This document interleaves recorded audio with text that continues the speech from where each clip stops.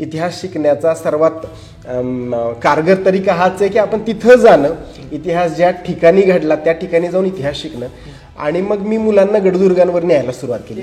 चूक झाली आपली कुणाची तरी त्या काळामध्ये की इतिहास आणि भूगोल क्लासरूममध्ये बसून शिकवायला सुरुवात केली कोणीतरी. ही चूक होती आणि ती चूक दुरुस्त करायचा मी प्रयत्न करतोय. पण याचा अर्थ असा नाही ना की आपण त्यांना एक्सपोजरच नाही दिलं पाहिजे आणि त्या काळजीपोटी आपण मुलांना घरातच डांबून ठेवण्यात पण पॉईंट नाही. शेवटी बघा, रिस्क कुठेही असते. रिस्क काय, गडदुर्गांवर जा, घरात रिस्क नाही का आपल्याला, आपल्या रस्त्यावर आपल्याला रिस्क नाही का. मुलं आजकाल इतकी कमजोर झालेली आहेत छोट्या छोट्या गोष्टींसाठी, म्हणजे इतकी ती चंचलता आणि तो इम्पेशन्सनेस जो मुलांमध्ये असतो तो फार घातक आहे. पण दुर्ग भ्रमंतीसाठी 1,500-2,000 2,500 रुपये खर्च करताना मग तुम्ही काय विचार करता? हे पण तुमच्या मुलाच्या डेव्हलपमेंटसाठीच आहे ना, का फक्त दृश्य परिणाम की बुवा तो आकडा दिसला मग तुम्ही खुश आहे का?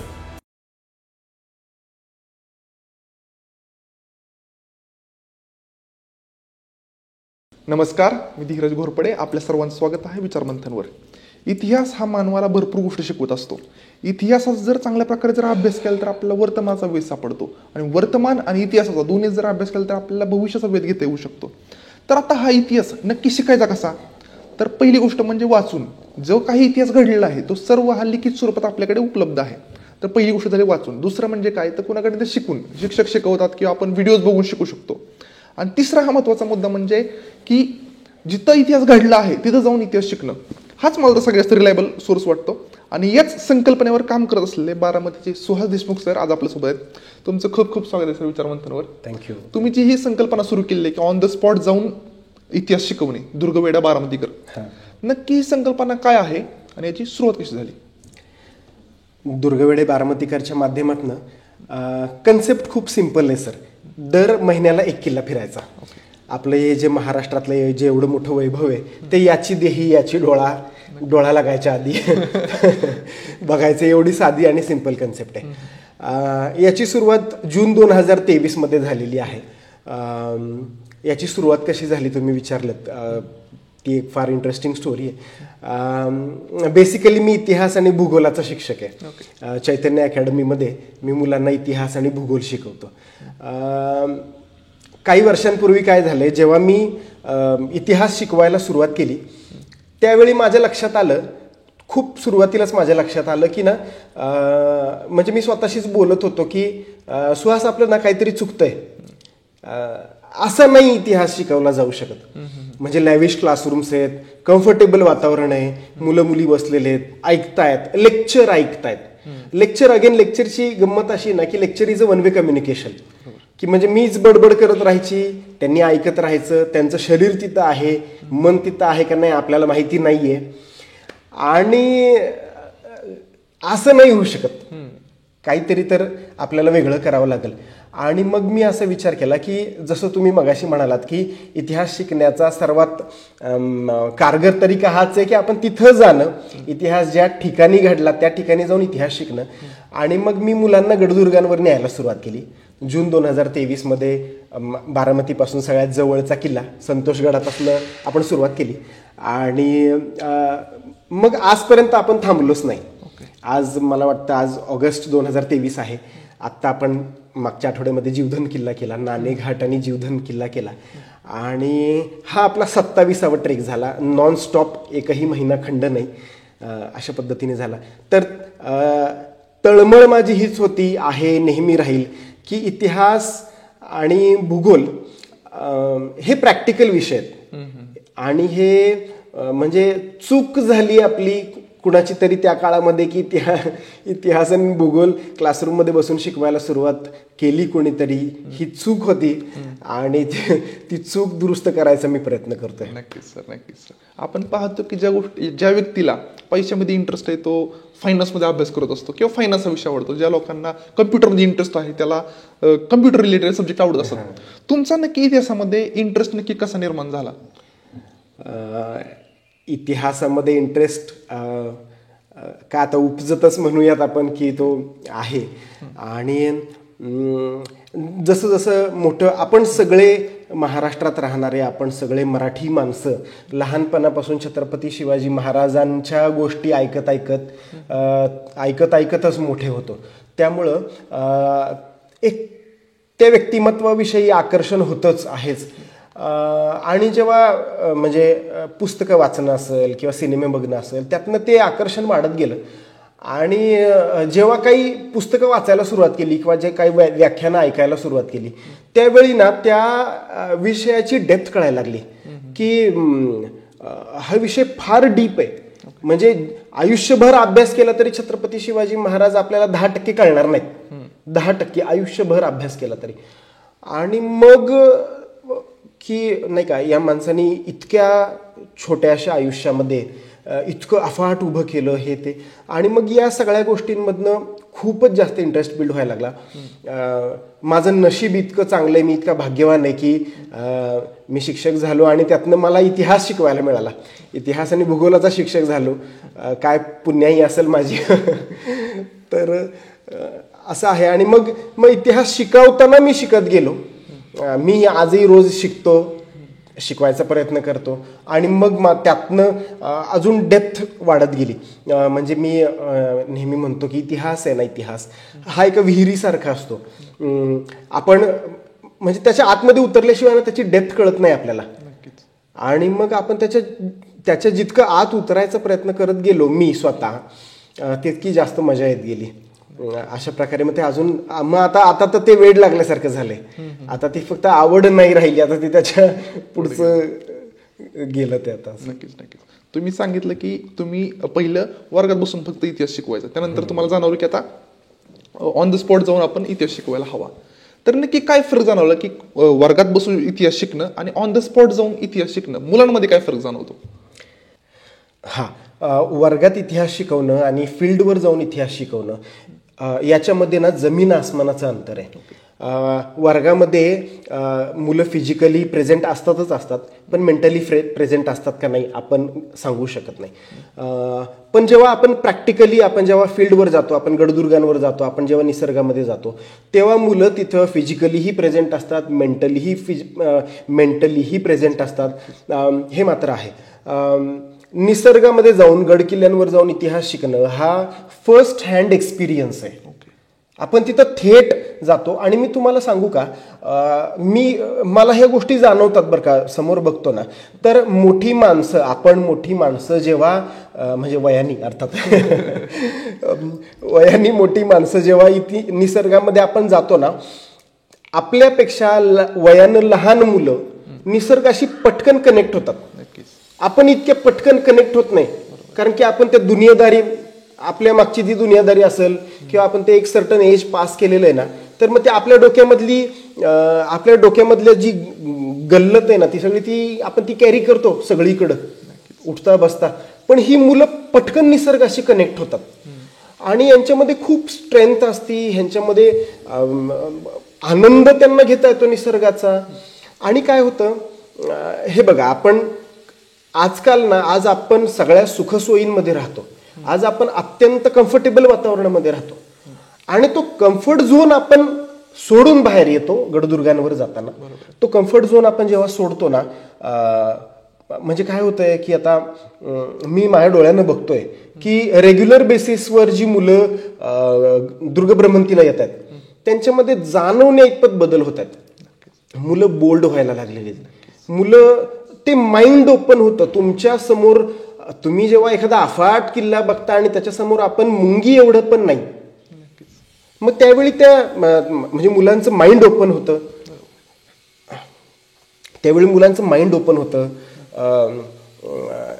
ही दुनिया किती विशाल आहे, ही दुनिया किती अफाट आहे आणि आपण किती क्षुल्लक आहे. आपला इगो कमी व्हायला मदत होते. आपल्यामध्ये इगोच राहत नाही काही गडदुर्गांवर किंवा निसर्गामध्ये फिरताना. आणि ती जी प्युरिटी आहे, आता पोल्युशन असेल किंवा हे आपलं जे सगळं, आपण कॉन्क्रीटच्या जंगलामध्ये राहतो पण आपला पिंड कॉन्क्रीटच्या जंगलाचा नाहीये ना, आपला पिंड निसर्गाचा आहे. आपण कोट्यावधी वर्ष आपण आता हे तर सगळं आजकालचं आहे. मग याच्याशी कनेक्ट मुलं जास्त होतात आणि याचे दृश्य आणि अदृश्य दोन्ही परिणाम आहेत. फक्त आपण दृश्य परिणामांकडेच बघून उपयोग नाही.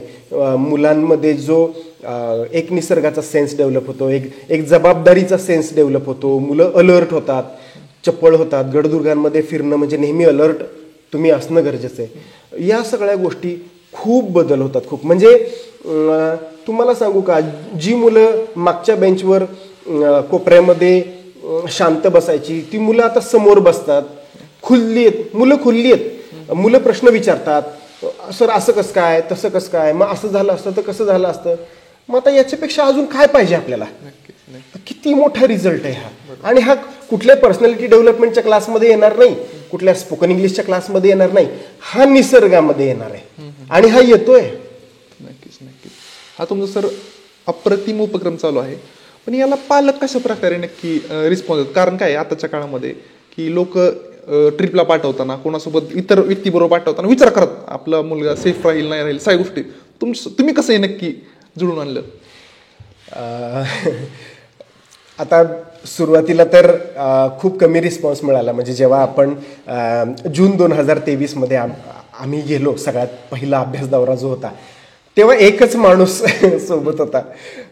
आणि त्यानंतर मग हळूहळू काय होतं, सुरुवातीला पालकांना भीती वाटलीच ऑब्व्हियसली, ते अगदी साहजिक आहे.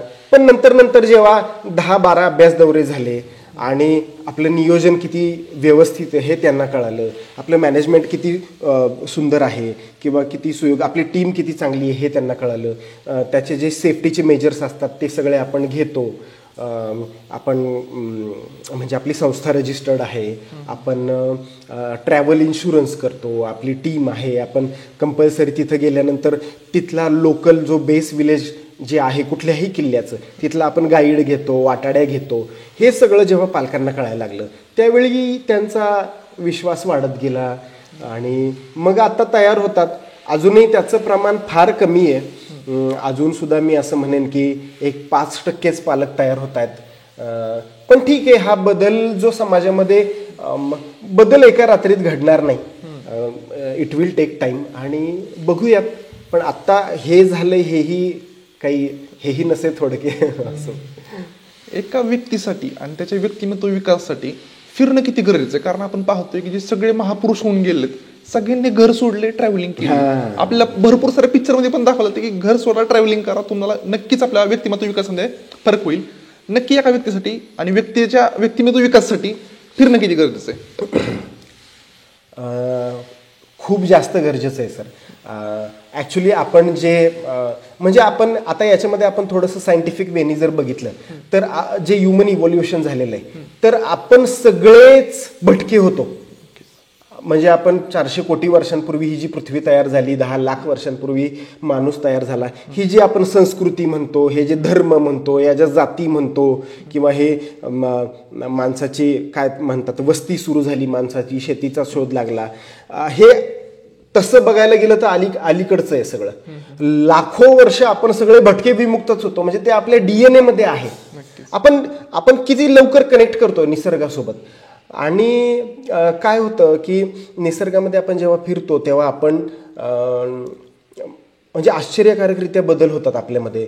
आपण 1 मिनिटासाठी आपलं आजचं लाईफ इतकं स्ट्रेसफुल झालेलं आहे की 1 दिवस त्यातनं आपण रिलॅक्स होतो. तुम्हाला मला सांगायला आवडेल की जपानमध्ये शाळेच्या अभ्यासक्रमामध्ये जंगलात फिरणं हा त्यांच्या शाळेच्या अभ्यासक्रमाचा भाग आहे की तुम्ही मुलांना जंगलात घेऊन जा. त्याला मला वाटतं त्याला काहीतरी शब्द आहे, आता तो मला येईना नेमका, पण ते म्हणजे हे इतकं महत्त्वाचं आहे. मगाशी तुम्ही जे उल्लेख केले की ही जी मोठी मोठी माणसं असतात, स्वामी विवेकानंद असतील, शंकराचार्य असतील, गांधी असतील, हे सगळे ह्यांनी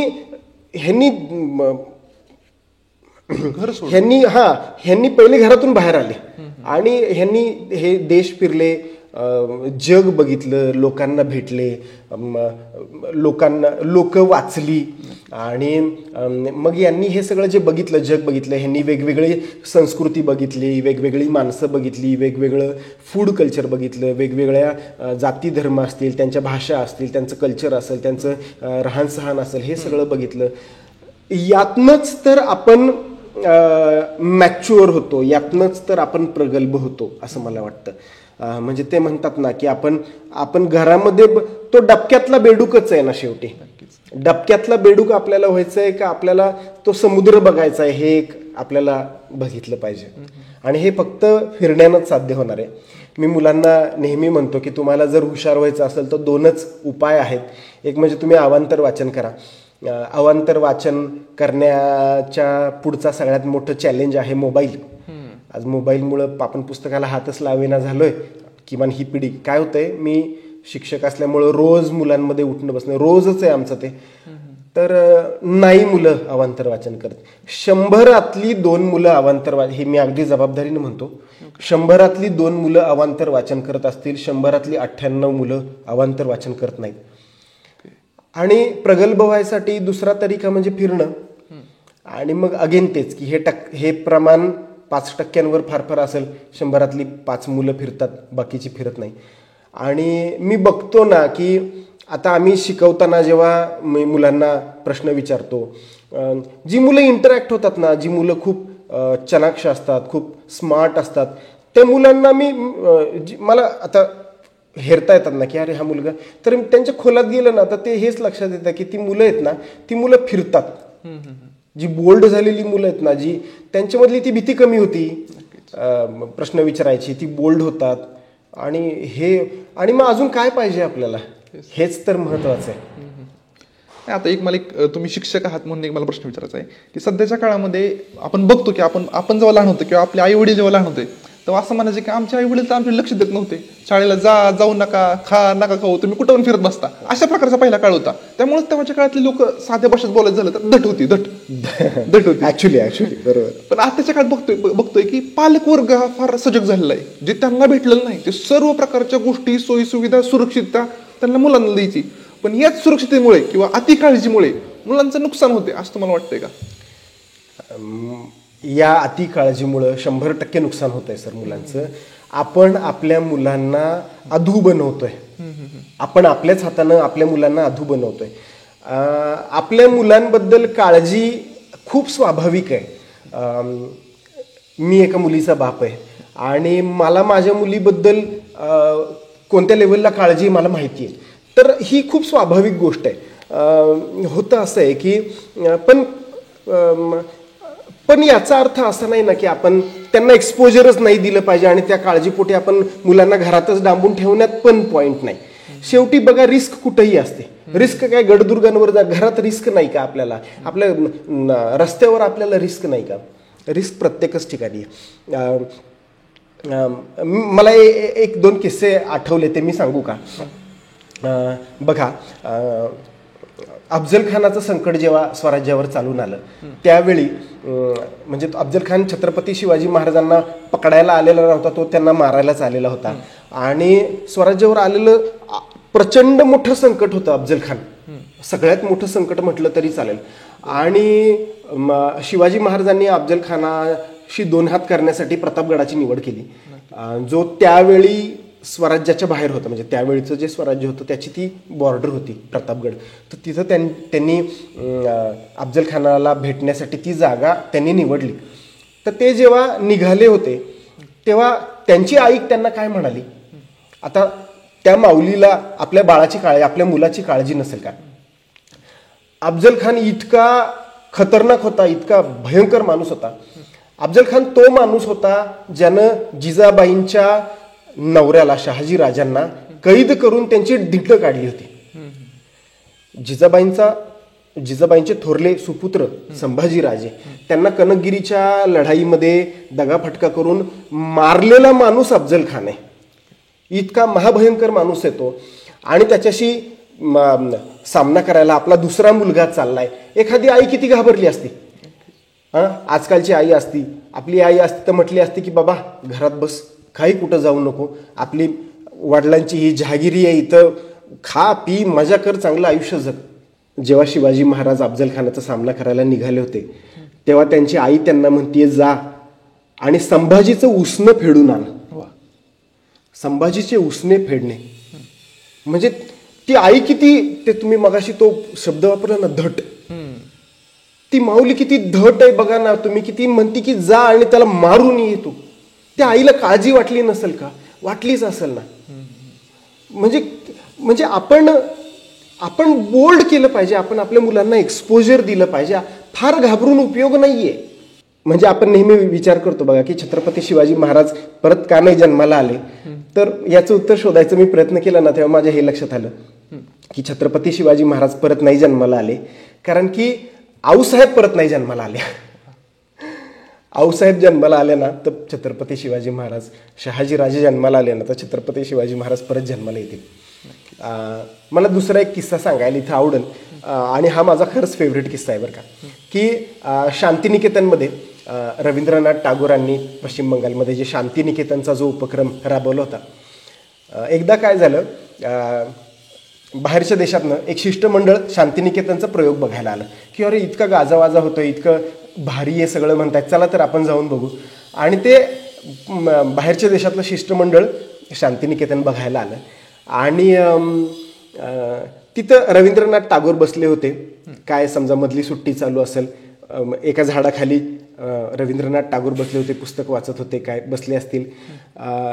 मधली सुट्टी होती, काही मुलं खेळत होते, काही मुलं झाडावर चढले होते, झाडावर चढ, उड्या मार, इकडं पळ तिकडं पळ. काही मुलं पुस्तक वाचत बसले होते आणि मग तिकडनं ते पाहुणे आले आणि त्यांनी ते सगळं बघितलं आणि त्यांनी रवींद्रनाथ टागोरांना कौतुकानं विचारलं की टागोरजी, ही सगळी मुलं आहेत, ही सगळी मुलं झाडावर चढलेली आहेत ना, ह्या मुलांची तुम्हाला काळजी वाटत असेल ना. तर त्यावर रवींद्रनाथ टागोरांनी दिलेलं उत्तर फार समर्पक आहे. तुम्ही बघा, रवींद्रनाथ टागोर म्हटले, हे जे झाडावर चढलेत ना मुलं, मला यांची नाही काळजी वाटत आहे, हे जे पुस्तक वाचत बसले ना, मला यांची जास्त काळजी वाटते. कारण की ही मुलं कशी पण सर्व्हाइव्ह करतील, मला काळजी यांची वाटते. म्हणजे यातनं आपल्याला काय शिकायचंय की आपण आपल्या मुलांना एक्सपोजर दिलं पाहिजे. देऊयात ना आपण एक्सपोजर, ही दुनिया दाखवूयात ना, किती अमेझिंग आहे हे सगळं, हे आपण दाखवूयात ना मुलांना आपल्या. तर तुम्ही इतिहासाचे शिक्षक आहात आणि छत्रपती शिवाजी महाराजांबद्दल तुमचा चांगला अभ्यास आहे, तर छत्रपती शिवाजी महाराजांकडून नक्की कोणते 2 गुण आपण शिकू शकतो? छत्रपती शिवाजी महाराजांकडून आपण गारद नेहमी ऐकतो बघा, गारद, की ते नाही का, आस्ते कदम आस्ते कदम आस्ते कदम, गडपती, भूपती, प्रजापती.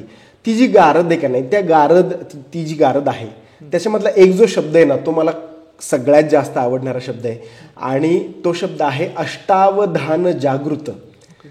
तर त्या शब्दाचा तो शब्द बघा ना, 8 अवधानं जी असतात, अष्टावधान, ते जागृत आहे त्यांचं.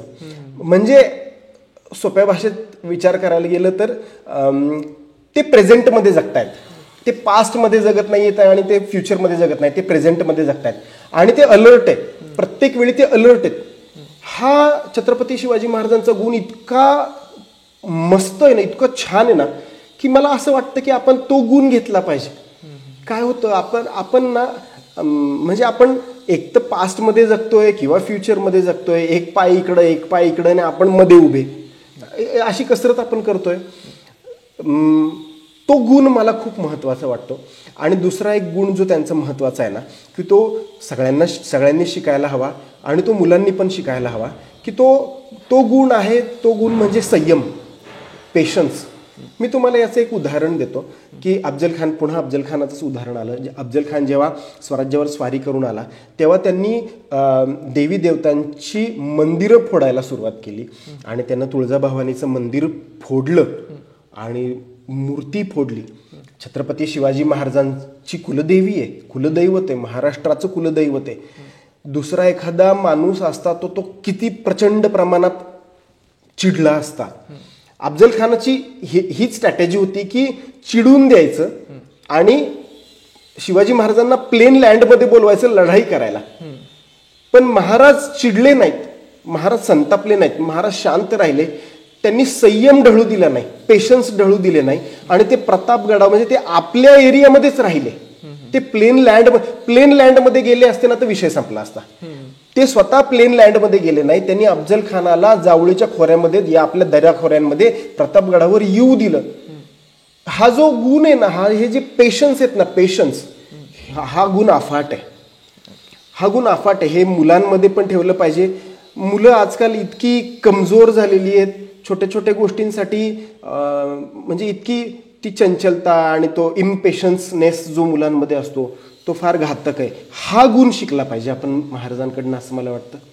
तर आता आपण मगाचा विषय कंटिन्यू करू की मगाशी तुम्ही मला म्हणाला की तुम्हाला पालकांकडून फार कमी प्रमाणात रिस्पॉन्स भेटतोय. काही पालक आहेत ते सपोर्ट करतात पण काही पालकांकडून कमी प्रमाणात रिस्पॉन्स मिळतोय. तर तुम्हाला नक्की शाळांकडून नक्की किती रिस्पॉन्स मिळतोय की जिथं तुम्ही शिक्षण शिकवताय किंवा भरपूर दुसऱ्या शाळा आहेत त्यांच्याकडून नक्की काय रिस्पॉन्स मिळतोय का? मी थोडं मोकळेपणानं सांगू का की पालकांकडनं खूपच अल्प प्रतिसाद मिळाला. म्हणजे मला इथं म्हणजे ते सांगायचं आहे मला प्रकर्षानं की बारामतीची एवढी मोठी लोकसंख्या आहे. आज बारामती शहराची लोकसंख्या जवळपास 75,000च्या घरामध्ये आहे. पण तरी पण आपली एकच बस भरते दर महिन्याला. म्हणजे 5% पेरेंट्स सुद्धा आपल्या मुलांना नाही पाठवत आहेत अजून सुद्धा. आपण असं म्हणतो की हा पालक खूप सजग आहेत बरं का, पालक खूप जागृत आहेत, पण ते शाळेच्या बाबतीमध्ये जागृत आहेत, कॉलेजच्या बाबतीमध्ये जागरूक आहेत. पण मग म्हणजे मला पालकांना हे म्हणायचं की तुम्हाला म्हणजे तुम्ही जेवढे मार्कांच्या बाबतीमध्ये की मुलांना एवढेच मार्क का पडले, 2-2, 3-3 मार्कांचा साठी म्हणजे पालकांचं लक्ष असतं की अरे इथं 1 मार्क का गेला. आणि हे खरं आहे की हा 1 मार्क कुठे गेला तो म्हणजे पालक शालेय शिक्षणाच्या बाबतीमध्ये मुलांच्या शालेय शिक्षणाच्या बाबतीमध्ये एवढे जागरूक आहेत. पण मग हे पण तर शिक्षणच आहे ना, हे पण ते इन्फॉर्मल एज्युकेशनच आहे ना. मग या बाबतीमध्ये पालक का जागरूक नाहीयेत? म्हणजे मला काय म्हणायचं आहे की आज अकॅडमीचं कल्चर आहे. पालक लाख 2-2 लाख रुपये फी भरायला तयार आहेत, पण दुर्ग भ्रमंतीसाठी 1,500-2,500 हजार रुपये खर्च करताना मग तुम्ही काय विचार करता? हे पण तुमच्या मुलाच्या डेव्हलपमेंटसाठीच आहे ना, का फक्त दृश्य परिणाम की बुवा तो आकडा दिसला मग तुम्ही खुश आहे का? म्हणजे मला काय म्हणायचंय की आपण समजा एक प्रयोग केला. तुम्ही 4 मुलं घ्या, 2 मुलं आणि 2 मुली. 1 मुलगा मुलगी यांना तुम्ही फक्त शाळेचा अभ्यास शिकवा आणि एका मुलाला आणि एका मुलीला तुम्ही शाळेच्या अभ्यासासोबत दर महिन्याला एक गडदुर्ग फिरवा. वर्षाला 12 झाले, 10 वर्षाला 120 आणि 10 वर्षानंतर ती 2 मुलं आणि ही 2 मुलं यांचं आपण कंपॅरिझन करून बघू की कुठली मुलं जास्त हुशार बनतील. अहो कॉम्पिटिशनच राहणार नाही. इतकी ही गडदुगांवर किंवा निसर्गामध्ये फिरणारी मुलं हुशार आणि प्रगल्भ बनतील. आणि तुम्ही विचारलं शाळांचं ना, मला दुर्दैवानं हे मला सांगायला लागतंय की ना, मला बारामतीतल्या मी अनेक शाळांकडे गेलो, अकॅडमीजकडे गेलो, क्लासेसमध्ये गेलो, काही ग्रुप्सकडे गेलो, यांना मी जाऊन भेटलो, कॉलेजेसमध्ये जाऊन मी भेटलो, पण मला काहीच रिस्पॉन्स नाही मिळाला. म्हणजे एक अभ्यास दौरा सुद्धा शाळेचा किंवा कुठल्या अकॅडमीचा नाही नेता आला. म्हणजे मला नाही रिस्पॉन्स मिळाला. कारण की प्रॉब्लेम काय होतोय की ना कुणाला ना रिस्क नाही घ्यायची. बरोबर की गडदुर्गांवर गेलो, काही पडलं झडलं काही झालं हा विचार करून ना सगळ्यांना त्या सेफ झोन मध्ये राहायचंय. नको बाबा डोक्याला ताप, कशाला उगाच काही झालं तर. आणि मग ते असं राहून की कुणाला रिस्कच नाही घ्यायची. ही किती वाईट गोष्ट आहे याचा तुम्हीच विचार करा की आज आपलं महाराष्ट्राचं हे जे गडदुर्ग आहे इतकं मोठं वैभव असताना सुद्धा आजकाल शाळा, कॉलेजेस, अकॅडमीज कुठं नेणं पसंत करतात? एकतर वर्षातनं एकच ट्रिप काढायची, ती पण करावी लागती म्हणून काढतात बरं का. ती पण फार काही आनंदानं काढत नाहीत की एक काढावी लागते बाबा, चला एकदा कुठेतरी न्यायचं वर्षातनं, चला. कसं बसं मॅनेजमेंट केलं, कसंही मॅनेजमेंट केलं तरी चालतं त्याचं. आणि दुसरी गोष्ट म्हणजे आजकाल नेता आहेत कुठं? अकलूजला सयाजीराजे वॉटर पार्क, नाहीतर लोणावळ्याचं ते आपलं इमॅजिका. का सेफ आहे ना, तिथं नेलं, मुलं एक दिवस मजा करतात, खातात पितात, पाण्यात उड्या मारतात, फोटो काढतात आणि परत घेऊन यायचं. का गडदुर्गांवर न्यायचं नाहीये? गडदुर्गांवर रिस्क आहे. उगं लागलं पडलं झडलं तर काय, नको आपल्याला पॅरेंट्सला फेस करायचंय, नकोच हे करायला. त्याच्यापेक्षा आपलं सेफ झोन मध्ये आपण नेऊ, हाच विचार करतायत सगळे. किती चुकीचा विचार आहे हा. म्हणजे रिस्कच नाही घ्यायची यार कुणाला. तीच रिस्क नाही, त्यामुळे मग ती प्रगल्भताही वाढत नाही आणि मुलांचं असं वाटतं की कुठंतरी आपण त्यांचं बालपण हिरावून घेतोय. निश्चितच आपण बालपण हिरावून घेतोय. या संदर्भात माझा अजून एक प्रश्न आहे की शाळा कॉलेजेस तुम्ही म्हणताय की रिस्क घ्यायला तयार नाही, पालकांना कोणी फेस करावं, तुम्ही कसं काय मग रिस्क घेता? शाळा कॉलेजेस रिस्क घेत नाहीये म्हणूनच मी रिस्क घेतोय. सर, मी रिस्क यासाठी घेतोय कारण की आमच्या बापानं छत्रपती शिवाजी महाराजांनी रिस्क घेतली. छत्रपती शिवाजी महाराज म्हटले असते ना की नको रिस्क घ्यायला आणि आपण आपल्या वाड्यामध्ये बसू आणि आपण आपलं शांत आयुष्य जगू, तर हे सगळं आज बघायला मिळालं नसतं. त्यांनी रिस्क घेतली ना, मग माझं पण काम आहे रिस्क घेणं, आणि आपल्या सगळ्यांचंच काम आहे बेसिकली रिस्क घेणं. आणि रिस्क कुठं नाहीये हो, रिस्क कुठं नाहीये, प्रत्येक गोष्टीमध्ये रिस्क आहे. सध्या आपण दुर्ग भ्रमंती या विषयावर चर्चा करतोय, पण त्याचा जो महत्वाचा जो पाया आहे तो म्हणजे इतिहास आणि भूगोल. सध्याच्या काळामध्ये इतिहास आणि भूगोल फक्त कंपल्सरी आहे म्हणूनच फक्त विद्यार्थी शिकतात, पण प्रत्येकाला बनायचे मात्र डॉक्टर आणि इंजिनियर. या बाबतीत तुमचं काय मत आहे? तुम्ही अगदी मुद्द्यावर बोट ठेवलं बरं का. बरोबर आहे, सगळ्यांना डॉक्टर आणि इंजिनियरच बनायचं आहे, इतिहासकार कुणालाच बनायचं नाहीये, किंवा भूगोलामध्ये कुणाला करिअर करायचं नाहीये, इतिहासामध्ये कुणाला करिअर करायचं नाहीये. पण यामध्येच ना आपण मागं पडतोय. एका देशाला फक्त डॉक्टर आणि इंजिनियरच लागत नाही, देशाला सगळे लागतात. देशाला सैनिक लागतात, देशाला बिझनेसमन लागतात, देशाला इतिहासकार लागतात. आणि मग ते हे सगळं मागं पडत चाललेलं आहे. काय होतंय, इतिहास हा आपल्या आयुष्याचा कणा असतो, इतिहास हा आपल्या आयुष्याचा बेस असतो. आज तुमचा आमचा धर्म, आज तुमची आमची भाषा, आज आपण कोणत्या देवाची पूजा करतोय, आज आपण कोणत्या जातीचे आहोत, कोणत्या धर्माचे आहोत, आज आपण काय खातोय, आज आपण दिसतो कसे, आपण वागतो कसे, ह्या प्रत्येक गोष्टीच्या मागं एक तर इतिहास आहे किंवा भूगोल आहे सर. म्हणजे इतिहास आणि भूगोल आपल्या आयुष्याचा पाया आहे आणि आपण त्याच्याकडे लक्ष देत नाहीये, आपण त्याच्याकडे बघायलाच तयार नाहीये. आपण फक्त डॉक्टर आणि इंजिनियर बनायच्या मागं लागलेलो आहे किंवा आपण करिअर करायच्या मागं लागलेलो आहे. गोवध देगलूरकर साहेबांचं एक फार सुंदर वाक्य आहे की जी माणसं इतिहासातनं धडा शिकत नाहीत ना, त्यांना इतिहास धडा शिकवल्याशिवाय राहत नाही. आणि एवढं स्पष्ट सांगून सुद्धा ते आपल्याला का कळत नाहीये. म्हणजे आम्ही इतिहास आणि भूगोलाचे शिक्षक असे डाऊन मार्केट आहे नाही का. सायन्सच्या शिक्षकाला जास्त किंमत असते, मॅथ्सच्या शिक्षकाला जास्त किंमत असते, इतिहास आणि भूगोलच्या शिक्षकाला कमी किंमत असते. म्हणजे आम्हाला कमी किंमत जाऊ द्या, तुम्ही आम्हाला कमी किंमत द्या, पण तुम्ही इतिहासाची किंमत नका ना कमी करू. नक्कीच सर. आता ही सगळी झाली सर आपली इतिहासाबद्दल चर्चा, दुर्ग भ्रमंतीबद्दल चर्चा. तर एक शेवटचा प्रश्न, विचारमंथन मार्फत आमच्या प्रेक्षकांना नक्की काय सल्ला द्याल? आता सल्ला देणे इतक्या काही मी मोठा नाहीये, पण माझं एवढंच म्हणणं आहे, सल्ला नाही पण माझं कळकळीनं हे म्हणणं आहे श्रोत्यांना की ना, दुर्ग भ्रमंती हे तुम्ही प्रॅक्टिकल एज्युकेशन म्हणून बघा. लहान तुमच्या मुलांसाठी, शाळकरी कॉलेजच्या मुलांसाठी हे एज्युकेशन म्हणून बघा आणि तुमच्या स्वतःसाठी रिलॅक्सेशन म्हणून बघा. आज आपण इतक्या स्ट्रेसफुल लाईफमध्ये जगतो. आज कुणी बिझनेसमन असू द्या, नोकरीवाला असू द्या, कुठलीही नोकरी करत असू द्या, आज आपल्याला इतकं त्या नोकरीचं इतका स्ट्रेस आहे, आपले वर्किंग आवर्स इतके जास्त आहेत. मग त्यातनं रिलॅक्स व्हायचंय म्हणून गडदुर्ग फिरायला चला, मुलांना प्रॅक्टिकल एज्युकेशन द्यायचंय म्हणून गडदुर्ग बघायला चला. आणि सगळ्यात महत्वाचं म्हणजे ना, हे खूप स्वस्त आहे, हा खूप स्वस्तातला छंद आहे. 1,500-2,000. आता आम्ही म्हणजे एक उदाहरण द्यायचं म्हणून नाणेघाट बघितला आणि जीवधन किल्ला 1,700 रुपयांमध्ये बघितला. त्याच्यामध्ये खाणं पिणं, फिरणं, गाईड, प्रवास सगळं, म्हणजे हा किती स्वस्त छंद आहे. आणि हे एक्सपोजर बघायला मिळतंय, महाराष्ट्राचं वैभव आहे. आणि प्लीज फिरा, हे याची देही याची डोळा बघा, हे परत येत नाही. आणि याचे फक्त दृश्यच नाही, अदृश्य परिणाम सुद्धा आहेत.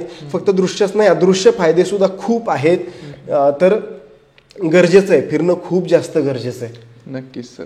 आज आपण प्रथमतः जे की दुर्ग भ्रमंतीचा नक्की फायदा काय आहे, मुलांवर त्याचा इम्पॅक्ट काय होतो, मुलांनी फिरणं किती गरजेचं आहे, एक्सप्लोर करणं किती गरजेचं आहे, मुलगा फक्त अभ्यास करणंच गरजेचं नाही तर सर्व गुण संपन्न होण्यासाठी त्याला फिरणं गरजेचं आहे, या संदर्भात सगळी आपण चर्चा केली. इतिहासाचं महत्त्व किती आहे माणसाच्या आयुष्यामध्ये प्रत्येक दृष्टिकोनाने, असं नाही की फक्त शिकण्यासाठीच फक्त इतिहास गरजेचा आहे, तर ओव्हरऑल दृष्टिकोनाने इतिहास फार गरजेचा आहे.